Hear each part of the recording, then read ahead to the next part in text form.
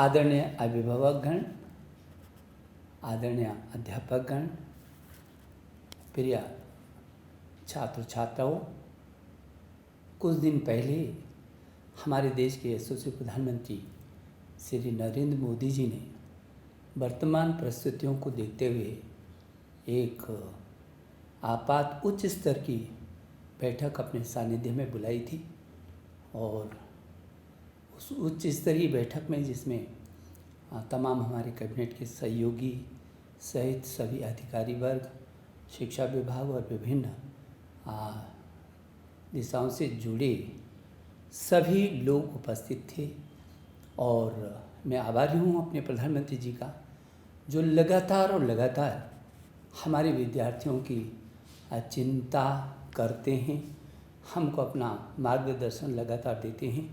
उन्हीं के निर्देश पर एक बहुत ही उच्च स्तरीय बैठक आज हमारे देश के यशस्वी रक्षा मंत्री श्री राजनाथ सिंह जी की अध्यक्षता में हुई, और जिसमें मेरे साथ केंद्र के दो सहयोगी कैबिनेट मंत्री स्मृति ईरानी जी और श्री प्रकाश जावड़ेकर जी सहित मेरे सहयोगी मंत्री संजय धोत्रे जी भी थे, और देश के कई राज्यों के मुख्यमंत्री, कई राज्यों के उप मुख्यमंत्री और सभी राज्यों के शिक्षा मंत्रीगण और दुनिया की सबसे बड़ी शिक्षा प्रणाली तंत्र के सभी सचिव और अधिकारी वर्ग पूरे देश के आज एकजुट थे अपनी छात्रों के सुरक्षा और भविष्य को लेकर। मुझे सबसे पहले तो इन सब का धन्यवाद देना है, जो सारे शिक्षा व्यवस्था के लिए छात्रों की सुरक्षा और छात्रों के भविष्य की चिंता की दृष्टि से केंद्र के साथ एकजुट होकर के और आज खड़े दिखाई दिए हैं। मैं उन सब के प्रति बहुत आभारी हूँ। बहुत सार्थक चर्चा आज रही है, बहुत सार्थक चर्चा रही है। बहुत महत्वपूर्ण सुझाव सभी राज्यों से आए हैं, और पिछले वर्ष भी राज्यों ने एकजुट होकर के इस कोरोना काल के महासंकट में बहुत अच्छे तरीके से प्रदर्शन किया था। और आज भी मेरे प्रिय छात्र छात्रों, आप जानते हैं पूरी दुनिया इस कोरोना के महासंकट से जूझ रही है और हम अछूते नहीं हैं। ये चुनौती हमारे सामने है, और मुझे इस बात का भी गौरव महसूस होता है कि हमारे अध्यापकगण ने फ्रंट लाइन पर आकर के जिस तरीके से पूरे वर्ष में मेरे छात्रों को ऐसा महसूस नहीं होने दिया और साथ में नहीं जाने दिया, ऑनलाइन एजुकेशन यथासंभव वहाँ तक पहुँचे हैं जहाँ तक पहुँच सकते थे और पहुँच रहे हैं।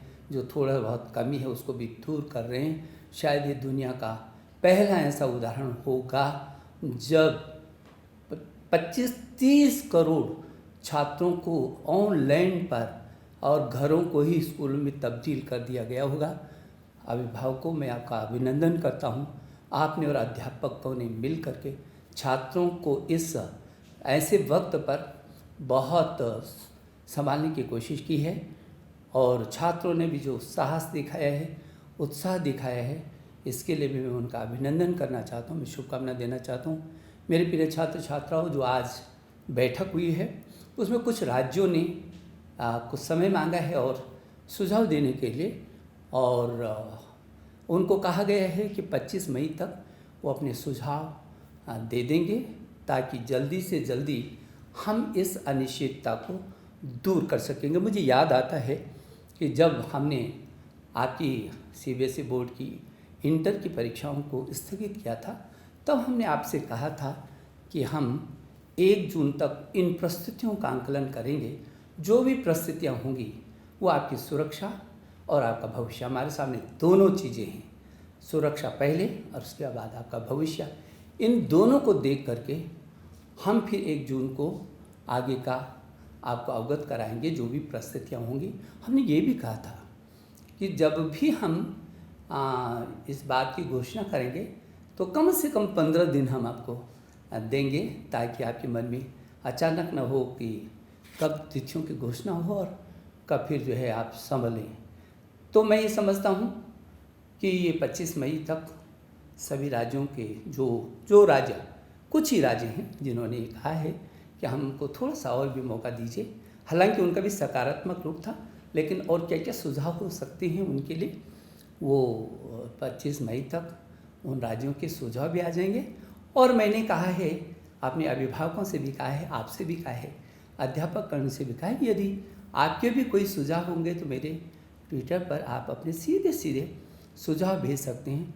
मुझे भरोसा है कि जो हमने आपको कहा है कि 1 जून से पहले और 25 मई के बाद हमारी कोशिश होगी कि हम आपको अवगत करा सकें।